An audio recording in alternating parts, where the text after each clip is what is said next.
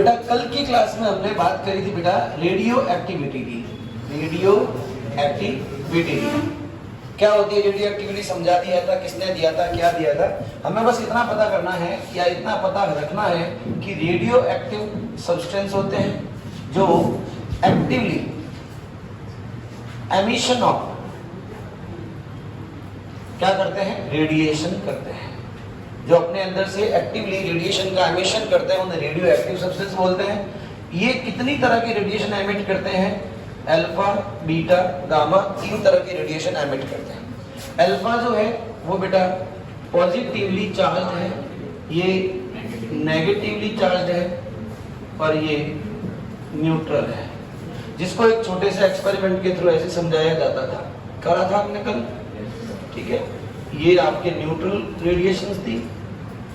इधर मान लो मैंने नेगेटिव तो इधर एक पॉजिटिव, इधर प्लस है तो ये नेगेटिव है, और अगर इधर माइनस है तो ये पॉजिटिव है। पॉजिटिव को अल्फा, नेगेटिव को बीटा, न्यूट्रल को गामा कहा था। इतना हमने पढ़ा था। अल्फा में थोड़ा सा याद रखना, अल्फा पार्टिकल इज क्या होते हैं? Equal two nuclei of helium. Helium के न्यूक्लियाई के बराबर अल्फा पार्टिकल माने जाते हैं। ये आपको बार बार याद रखना है क्योंकि हमें अल्फा से ही डील करनी है, ठीक है। अब बारी आती है बेटा डिस्कवरी ऑफ न्यूट्रॉन की। 2 मिनट का काम है। किसने करी थी? चैडविक ने करी थी, जेम्स चैडविक ने, ठीक है ना। वैसे कोई पूछे तो ध्यान से देखना, एक्सपेरिमेंट डन बाय रदरफोर्ड। वो कल तो हमने बात करी थी, लेकिन मेनली काम कहाँ था? रदरफोर्ड का यहाँ पे था मेन काम, है ना। तो वो प्रोटॉन वाले में अगर मैंने गलती से लिखा दिया था उस चीज को हटा देना, है ना। मेन वहां नहीं था, मेन काम यहाँ था, क्योंकि अल्फा पार्टिकल का वर्डिंग कहाँ यूज हुआ था? यहाँ यूज हुआ था। प्रोटॉन में तो अल्फा की बात ही नहीं हुई थी, तो वो कल बताया तो ऐसे ही था, लेकिन वो हेडिंग वहां पे उसके नीचे लिख दिया था, तो थोड़ा सा आपको मिसकंसेप्शन हो सकता है, तो उस चीज को हटा देना। वहां नहीं लिखना, यहाँ लिखना है क्या कि experiment done by Rutherford, but जो अपन कह सकते हैं कि डिस्कवर्ड बाय जेम्स चैडविक।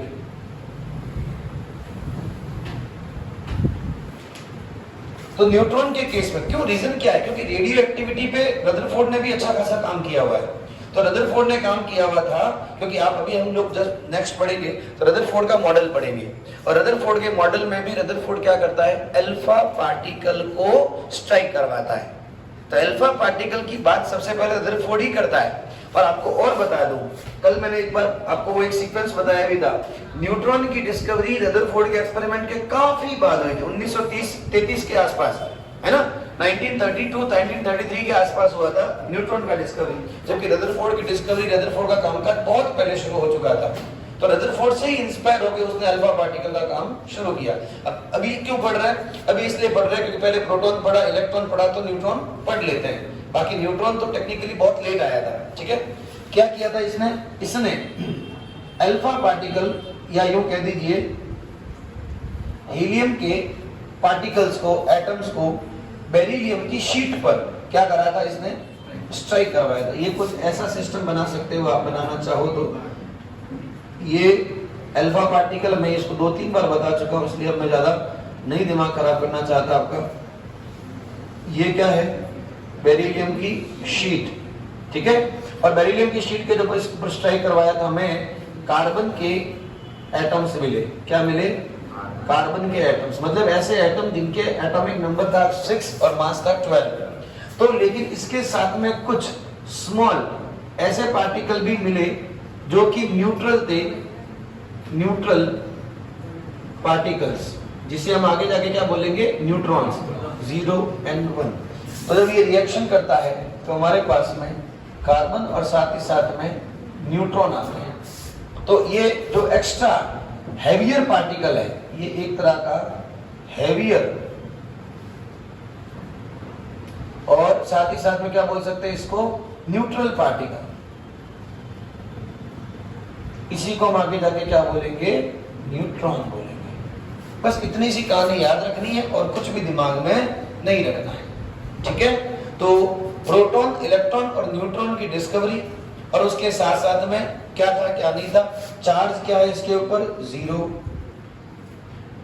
और अगर कोई बात करे आपके इसके चार्ज 0, मास की बात करें तो मास ऑफ न्यूट्रॉन कितना होता है, 1.67, नहीं उसके आगे कुछ था 423 या 42 के आसपास, 10⁻⁻24 ग्राम या 27 किलोग्राम, यही था। चलिए 1.6742 10⁻⁻27 किलोग्राम। कोई पूछे एक छोटी सी बात, क्या neutron is slightly heavier than proton. मैं आज आपको कुछ नया बताने वाला हूं तो थोड़ा समझना, ठीक है। ये यहां तक तो लिख दो फटाफट, 2 मिनट का काम है, या लिखा हुआ है तो छोड़ दो। अब मैंने प्रोटॉन, इलेक्ट्रॉन और न्यूट्रॉन तीनों बता दिए। अब क्योंकि मैं काफी दिनों से नीट के सवाल कर रहा हूं तो हो सकता है जेई वाले थोड़े से नाराज हो मुझसे, है ना, बिल्कुल है। तो अब हम लोग आप लोगों को जेई के क्वेश्चंस भी दिखा रहे हैं साथ साथ में। मैं इसीलिए, क्योंकि जेई के क्वेश्चंस सीधे नहीं पूछते, तो थोड़ा सा क्या होता है कि जब आप बेसिक्स क्लियर कर लेते हो तो आप लोगों को फिर जेई के क्वेश्चन समझ में। आप ऐसा मत सोचिए कि जेई के अलग क्वेश्चन होते हैं, वही सेम है, वही नीट वाले ही क्वेश्चन है, पर वो नीट क्यों समझ लीजिए कि नीट प्री हो गया और जेई क्या हो गया, मेंस हो गया, और कुछ नहीं। नीट क्या हो गया, प्री, और जेई क्या हो गया, मेंस, और इसमें कोई डिफरेंस नहीं है। तो आपको बस दोनों में थोड़ा सा डिफरेंस पता रखना पड़ेगा कि भाई ये जो है वो जेई के हो गए, थोड़े से एडवांस लेवल के क्वेश्चन है, बाकी आप चिंता ना करें, ठीक है। चलिए आगे देखिए,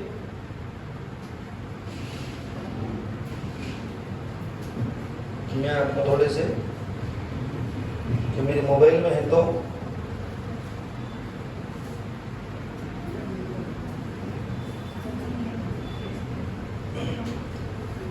कुछ क्वेश्चंस बता रहा हूं, और उस क्वेश्चंस को समझने के लिए पहले आपको एक कॉन्सेप्ट पढ़ना पड़ेगा। देखो अभी तक हमने जो E/m करा ना, चार्ज टू मास रेशियो, इसको एक बार घुमा के पूछ लिया। क्या पूछ लिया, घुमा के, मतलब उसको आप लोग क्या बोलते हो, E/m रेशियो, लेकिन उसे स्पेसिफिक चार्ज भी बोला जाता है। कोई अगर किसी को ये बात याद है या पता है तब तो है ठीक, नहीं तो सवाल पूरा हो गया खराब। तो सवाल के हिसाब से अगर हम बात करें तो आप लोगों को यहाँ पर थोड़ा सा दिमाग को स्थिर रखना पड़ेगा। यहाँ तक हम लोगों ने क्लियर कर लिया। अब मैं आपको एक टेबल बनाने जा रहा हूँ। कल हमने जो शाम वाले बैच में पढ़ी थी वो तो थी टेबल आम जिंदगी, अब हम क्या पढ़ेंगे, मेंटोस जिंदगी। अब आपको जो टेबल याद रखनी है वो कल वाली नहीं है, वो तो क्या था, ट्रेलर था। अब आएगा आपका मेन पिक्चर, उस टेबल को थोड़ा डिटेल में लेके जाएंगे। तब आप हेडिंग लगाइए, comparison of proton, electron and neutron. Comparison of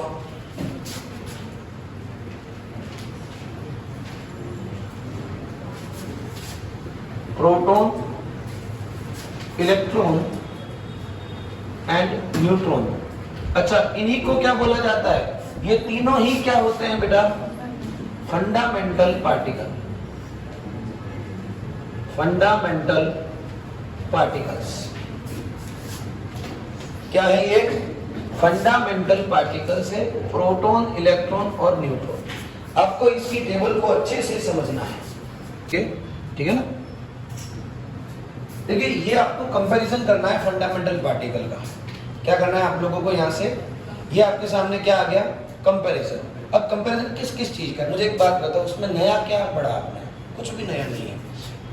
आपको प्रोटॉन का मास मैंने बता रखा है कि हाइड्रोजन के मास के सिमिलर होता है, और प्रोटॉन और न्यूट्रॉन का मास काफी हद तक क्या होता है, same.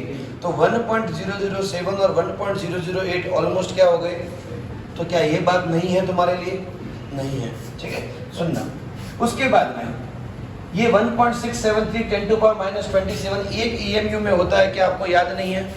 1 EMU is equal to 1.67 10⁻⁻24 या 27 kg, 27 kg और 24 ग्राम। कोई नई बात नहीं। और क्या ये दोनों भी लगभग सेम है, तो इनमें कोई दिक्कत नहीं। इलेक्ट्रॉन अब देखो EMU की वैल्यू थोड़ी सी हो सकता है तुम्हें थोड़ी डिफरेंट लगे, पर अब यहाँ पर ये 1 EMU है, 1 EMU पढ़ा है हमने, 1 EMU का एग्जैक्ट मास। तो क्या ये 1 से काफी कम, भाई 1.007 था तो ये 0.0005, थोड़ा सा डिफरेंस है, ज्यादा नहीं है, लेकिन फिर भी याद रह सकता है। अब यहाँ आ जाओ, ये याद रख के आए हो 9.1 × 10⁻³ किलोग्राम या 27 ग्राम। क्या मैंने आपको इलेक्ट्रॉन की शुरुआत में नहीं बताया था कि ये प्रोटॉन के मास का 1/1837 है? तो ये रिलेटिव मास, मतलब अगर मैं प्रोटॉन को 1 मानूं तो मेरा इलेक्ट्रॉन इसके मास का 1/1837 है। ये 1 क्या है? प्रोटॉन के रेस्पेक्ट में इलेक्ट्रॉन का मास। कोई दिक्कत नहीं। और इसका भी 1 है तो ऑलमोस्ट इसका भी क्या माना जा रहा है? 1, रिलेटिवली सेम माना जा रहा है। ठीक है, बात करते हैं चार्ज की। क्या आपने 1.6 × 10⁻19 कूलम याद नहीं करा है? क्या ये आपने याद नहीं रखा है? माइनस प्लस सेम है। इसके ऊपर क्या चार्ज होते हैं? 0। कहाँ दिक्कत आई? कहीं नहीं। थोड़ी सी दिक्कत ESC वाली वैल्यू याद करने में है, तो आप ऐसे नॉर्मली याद कर लो। देखो 16 3 48, हालांकि एग्जैक्ट वैल्यू नहीं है, 19 का 0 हो जाएगा, 10 हो जाएगा, पर आप 16 3 48 करके इसको थोड़ा सा दिमाग में एक हिंट की तरह रख सकते हो। 1.6 3 क्या होगा? 4.8, तो 4.8 10⁻⁻10 कर सकते हो। या देखो कुछ मतलब नया क्या पड़ा? नया या तो आपको ये थोड़ा लगा है या फिर ये थोड़ा सा लग रहा है, बाकी नया क्या लगा? ये क्या नहीं पढ़ के आए आप लोग? आए हैं। ये 0 0 है। रिलेटिव चार्ज कहें तो हम ऐसे देखा जाए तो इलेक्ट्रॉन पर क्या चार्ज बोलते हैं बेटा? पॉजिटिव पे क्या बोलते हैं? +1, यही बोलते हैं ना, प्लस चार्ज माइनस चार्ज। तो रिलेटिवली हम इसको -1 और +1 मानते हैं। एग्जैक्ट चार्ज पूछे तो ये है, रिलेटिवली हम बात करें तो -1 और +1। एक इलेक्ट्रॉन कितना चार्ज? -1। ऐसा ही करते आए हैं ना, ठीक है। उसके बाद में ये इंपॉर्टेंट हो जाता है थोड़ा सा, चार्ज टू मास रेशियो। कई जगह पे याद ये भी रखना, चार्ज टू मास रेशियो को बेटा E/m भी बोलते हैं, कई लोग C/m भी बोलते हैं, तो थोड़ा ध्यान रखना। कोई दिक्कत नहीं है, बुक में अलग अलग है। कई जने इसे Q/m भी बोलते हैं, चलेगा, कोई इश्यू नहीं है। अलग अलग किताबों में अलग अलग साइंटिस्ट अगर अलग अलग लिखते हैं तो दिक्कत नहीं है, चीज वही है। किया है आपने, क्या किया? कूलम्ब पर ग्राम मतलब E/m, चार्ज बाई मास। आप चार्ज ले लो और इसका मास ले लो, जो भी ले रहे हो। अगर वो चार्ज कूलम्ब में ले रहे हो तो मुझे ये लेना है, और अगर ग्राम में ले रहे हो तो मुझे ये लेना है। इन दोनों का रेशियो अगर निकालते हो तो इसका आंसर ये आएगा। अगर आप लोग यही रेशियो कूलम्ब पर केजी में निकालते हो तो ये आएगा। कोई दिक्कत इसमें? डिवाइड ही तो करना है और तो कुछ नहीं करना है। अब ये वैल्यू भी क्या आप शुरुआत में याद करके नहीं आए हो? अगर आप ग्राम लेते हो तो 8 किलोग्राम लेते हो तो 11 3 जीरोस एक्स्ट्रा लग जाएंगे। कोई दिक्कत नहीं। यहाँ पर ये थोड़ी सी डिफरेंट वैल्यू लग सकती है, पर ये याद कर सकते हो 9.58 10⁻⁴ कूलम्ब पर ग्राम या 9.58 10⁻⁷ कूलम्ब पर किलोग्राम कर सकते हो। ये देखो इसकी यूनिट्स यहाँ रख रखी है मैंने ऐसे। अच्छा, अब इसका देखो तो देखो न्यूट्रॉन का खुद का चार्ज क्या होता है? 0। अब नो डाउट न्यूट्रॉन का कुछ ना कुछ मास जरूर होता है, लेकिन 0 अपॉन कुछ भी लिखोगे तो उसका आंसर क्या आएगा? यही आएगा क्या? नहीं आएगा। तो इसका मतलब आप कुछ भी लिखूंगा मैं, इसका E/m रेशियो क्या आने वाला है? हाँ ना, पक्का? इधर देखो, गुड गर्ल, इधर देखो। डेंसिटी की बात करें, डेंसिटी का मतलब सीसी का मतलब क्या होता है? Cubic centimetre. 1 ml, cubic centimetre को क्या बोला था? 1 ml। तो किसी इस सब्सटेंस का, ये भी एक पार्टिकल है, ये पार्टिकल 1 ml में या 1 क्यूबिक सेंटीमीटर में कितना मास कवर करता है वो याद रखना हो तो क्या रखेंगे? 2.17 ग्राम ऑफ इलेक्ट्रॉन प्रेजेंट होगा। अगर आप 1 ml ऑफ द वॉल्यूम को ले देखें तो 1 ml ऑफ वॉल्यूम में कितने इलेक्ट्रॉन का मास प्रेजेंट होगा? 2.17 into 10⁻⁻17 ग्राम प्रेजेंट होगा इन 1 ml ऑफ सॉल्यूशन या 1 ml ऑफ वॉल्यूम। बोलो यहां तक कोई दिक्कत? अब ये तुम्हारे लिए बिल्कुल डिफरेंट नया है। एक ये तुम्हारे लिए थोड़ा सा नया है, एक आपका ये थोड़ा सा मुझे लग सकता है कि तुम्हारे लिए नया है, और या फिर ये थोड़ा सा तुम्हारे लिए नया हो सकता है। अभी बताइए, इतनी पूरी टेबल में अगर 4 बातें याद रखने की हो, कहाँ समस्या है? कोई समस्या नहीं है। 4-5 बार देखोगे याद हो जाएगा। अब सर ये इतनी माथा फोड़ी करवा क्यों रहे हो? हमें पता ही था ना, आपने सब लिखा तो रखा। ये समरी हो गई एक तरह की।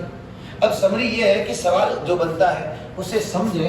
जेई में आया हुआ है, नीट में शायद मैंने नहीं देखा है प्रीवियस ईयर के क्वेश्चन में। कई बार ऐसा होता है जेई का सवाल नीट में आ जाए और नीट का कोई तगड़ा सवाल जेई में दे दे, कभी कभी ऐसा चलता रहता है। सवाल सुनेंगे आप ध्यान से, वैसे तो बहुत सारे सवाल है। 1984 का क्वेश्चन है ये। आप और हम तो क्या बहुत पुनः निकाल है। पर ये सवाल अच्छा है, बहुत अच्छा सवाल है, प्यारा सवाल है। सवाल है द इंक्रीजिंग ऑर्डर,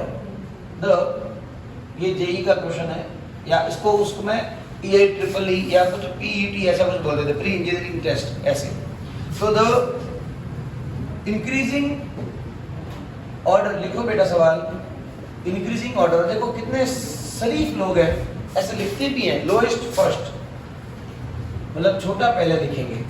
वो इंक्रीजिंग ऑर्डर आजकल ऐसी ही बातें नहीं बताते, लेकिन इन्होंने एकदम शरीफे के साथ में पूरा पूरा बताया कि इंक्रीजिंग ऑर्डर का मतलब लोएस्ट को पहले रखना है। For the values of E/m for electron, proton,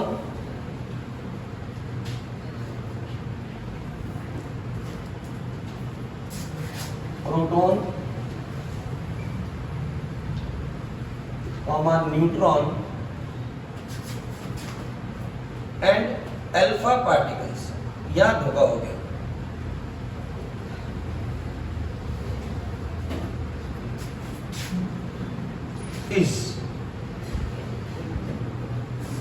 ये कहता है आपके पास में 4 ऑर्डर कर देते हैं।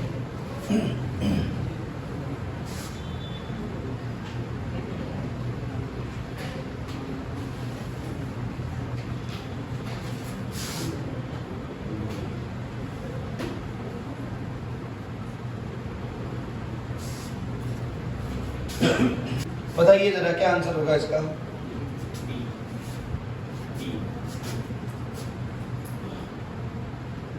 वेरी गुड, मैं जल्दी उम्मीद तो नहीं थी, फटाफट बता देगा, बता दिया, कोई बात नहीं।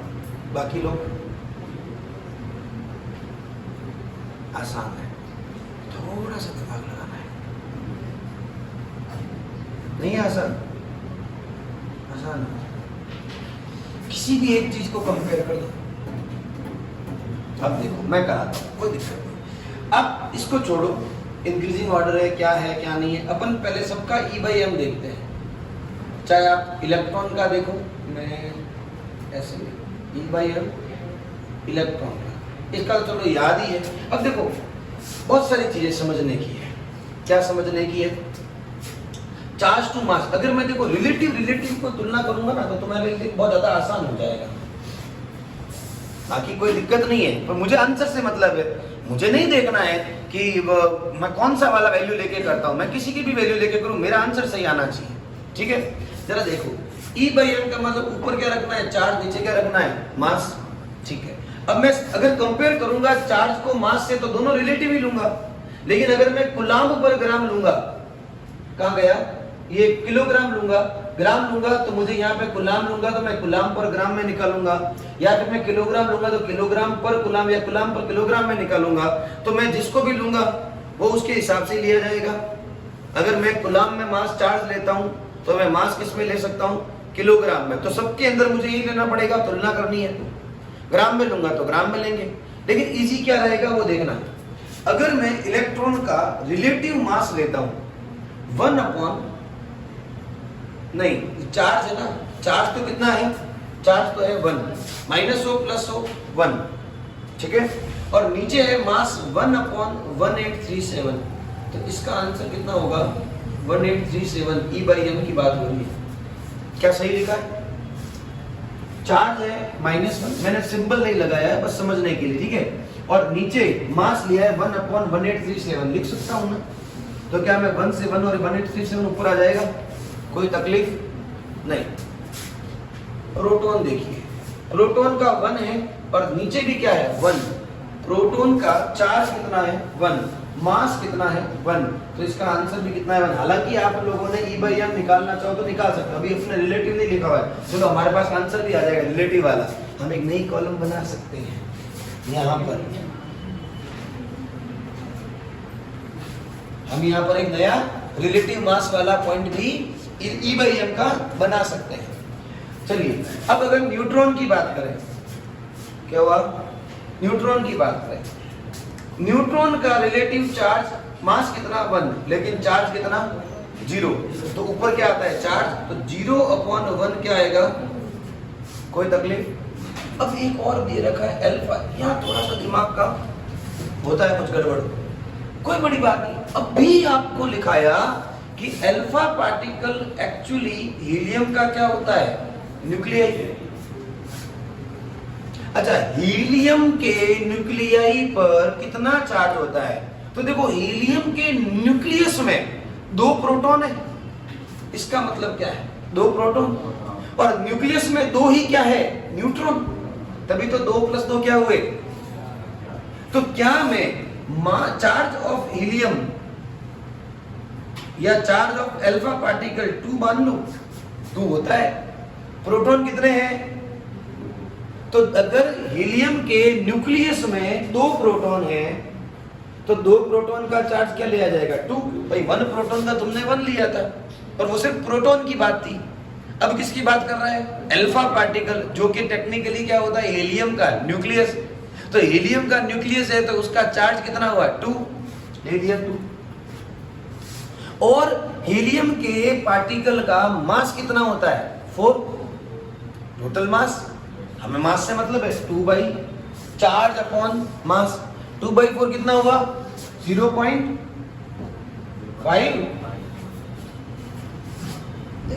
आगे आंसर सबसे ज्यादा। अच्छा पहले तो एक बात, इंक्रीजिंग ऑर्डर किसे बोलते हैं, हालांकि इसने बेचारा लिख दिया लोवेस्ट फर्स्ट। अगर आप बात बताइए 1 2 3 4 का इंक्रीजिंग ऑर्डर लेंगे, सबसे पहले कौन आएगा, छोटा, तो ऐसे लिखा जाता है। अगर इसी को डिक्रीजिंग ऑर्डर में लिखूंगा तो इतना तो पता है ना, कई बार ये भी गलती कर लेते हैं बच्चे, बेटा ध्यान रखना, हो जाती है, जानबूझ के कोई नहीं करता पर हो जाती है। अब लोएस्ट फर्स्ट मतलब सबसे कम जिसका E/M रेशियो है वो पहले लिखना है। बताइए इन सब में से सबसे कम किसका है, तो मेरा ये ऑप्शन तो गलत हो गया पहले से। अगर किसी को ये थोड़ा दिमाग में नहीं भी आएगा तो भी हिंट मिल जाएगा। अच्छा सबसे ज्यादा किसका है, मुझे बताओ, सबसे लास्ट में इलेक्ट्रॉन कहाँ है, यहां है क्या? ये करना जिस दिन आ गया ना, उस दिन ऑब्जेक्टिव क्वेश्चंस यूं होंगे चुटकियों में, ठीक है? तुम्हें अभी तक इसका आइडिया नहीं था, मान लो इतना दिमाग नहीं लगा, अब तुम्हारे पास 2 ऑप्शन है। अब प्रोटॉन और अल्फा पार्टिकल में थोड़ा दिमाग लगाना। अब इतना समझो, ज्यादा तो नहीं, लेकिन प्रोटॉन अकेला एक पार्टिकल है और अल्फा पार्टिकल में एटलीस्ट 2 प्रोटॉन है। कितने प्रोटॉन है? तो मान के चलिए आप कि भाई एक तो प्रोटॉन है और एक अल्फा पार्टिकल है, तो अल्फा पार्टिकल का एक, अच्छा प्रोटॉन 1 है तो चार्ज कितना हुआ, 1, और मास भी कितना है, 1, तो 1/1 का वैल्यू 1 है। लेकिन हीलियम के पार्टिकल का मास 4 है, दुगुना है, तो मास कहाँ आता है, E/M में नीचे आता है। अब नीचे वाली वैल्यू अगर बड़ी है तो वैल्यू छोटी आएगी। तो आप हालांकि अब तो मैंने निकालना भी सीख लिया है, तो सबसे पहले छोटे में ये सॉरी न्यूट्रॉन, उसके बाद में कौन आएगा, अल्फा, उसके बाद प्रोटॉन और उसके बाद electron is the correct answer.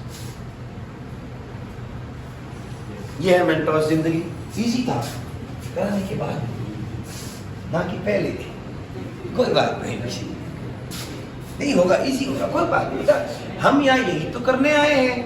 अच्छा कभी घबराने की जरूरत ही नहीं है। इससे पहले कौन सा आता था जो हमको कुछ अजीब लगेगा, यार मुझे क्यों नहीं आया, कोई बात नहीं, सीखने ही तो आए।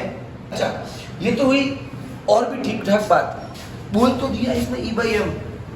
अब अगर यही सवाल वो रिलेटिव स्पेसिफिक चार्ज का ले लेता, the increasing order of the specific charge for the electron, proton and neutron and alpha particle is, पहले तो specific charge क्या होता है वो बताओ।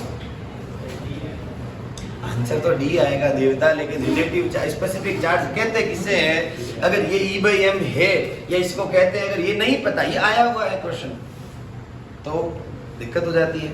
इसलिए मैं जानबूझ के इसमें इतना फोकस कर रहा हूँ कि कल को स्पेसिफिक चार्ज को कुछ करके आ गया तो आपके दिमाग में होना चाहिए स्पेसिफिक चार्ज का मीनिंग क्या है। कोई दिक्कत? अगला सवाल देखिए, इसी तरह का दूसरा सवाल लिखो, द रेशियो ऑफ अब बताना है आपको, देखो मैंने घुमा दिया, देखना जरा, the ratio of specific charge, अब मैं इसको हटा सकता हूं, अब तो हटाना ही पड़ेगा,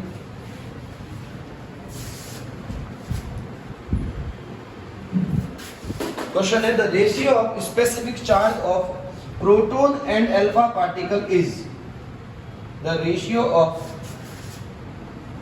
specific charge of a proton and a alpha particle is, बहुत अच्छा सवाल है, करके देखें।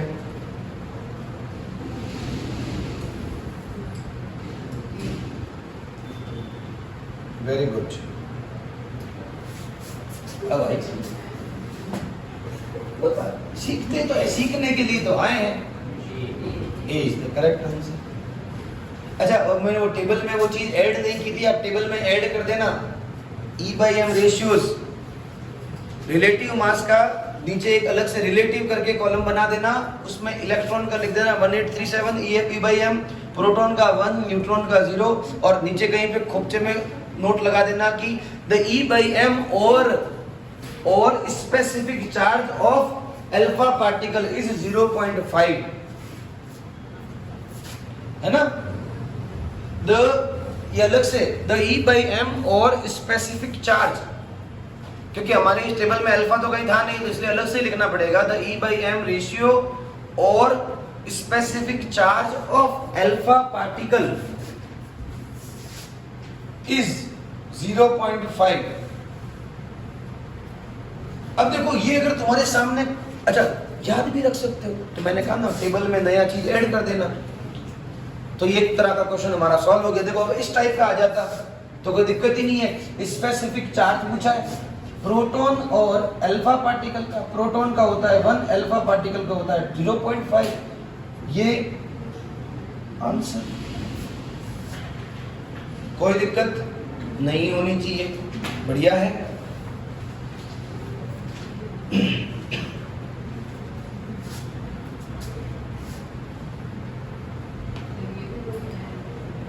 ये मैंने बनाया हुआ, ये अपने हाथों से बनाया हुआ है ना।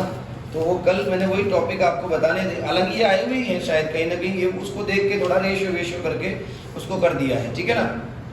और देखो और कोई जेई का कुछ अच्छा खासा सवाल हो तो, हालांकि इनसे मैंने वैसे बता रखा है आपको, इन टॉपिक से ज़्यादा सवाल नहीं बनते हैं, फिर भी अगर है तो हम बता सकते हैं,